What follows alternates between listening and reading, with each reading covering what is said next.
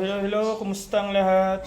Sa kusina na naman po si Sir, nagluluto, nagpiprito po ako ngayon ng talong. Gagamitin ko po sa binagoongan. Yung paborito ko po, ayan. Kanina naggisa na po ako ng karne. Ayan, mamaya lulutuin ko po ulit yan pagkatapos kong iprito po tong talong. Ayun, bakit hindi ko po tinuloy yung ano, pagpapalambot ko po dito sa karne? May technique po kasi ako diyan para mas lalo po siyang lumambot nang hindi po ginagamitan ng matagalang pagluluto kasi sayang naman po yung gas. Ayun po, hinahango ko na po yung mga iba. Ayan. Actually, paborito ko po itong binagoongan dahil kahit kaunti ang ulam po, ay kahit kaunti po ang ulam, tama, madami na po akong nakakaing kanin. Ayan po. So yan po yung update sa natin, sa ginagawa nating pagluluto, no? Mamaya ko na po yan, iluluto ko na po tong ginisa ko po kanina at pinakuluan ko na rin po yan para mas lalo pong lumambot yung karne. At ayun,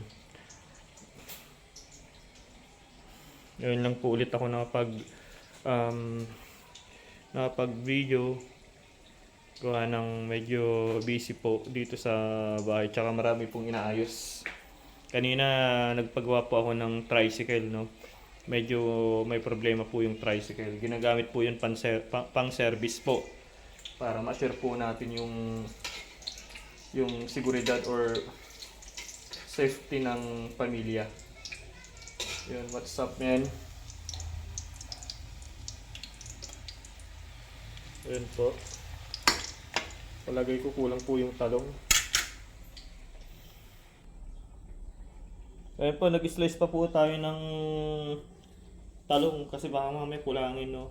Berdeng talong po yung ginamit natin. Yan ang magandang gamitin po kung tayo po ay magugulay, yung berdeng talong. Lalo-lalo na pagka tayo po ang magpipinakbit po o magdidinengdeng. So yan po ang pinaka-ideal na talong na dapat gamitin.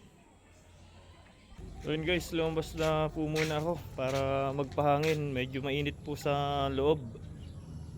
Yan. Medyo mahangin po dito sa labas. So yun po yung bahay. Yun po yung gilid ng bahay namin. Ayan. Mamaya ipapakita ko ulit sa pangalawang video ko po yung finished product ng binagoongan na niluluto ko po. Ingat po palagi, no? God bless po. Mamaya ko na lang po ipakita yung finished product ng niluluto ko. Thank you.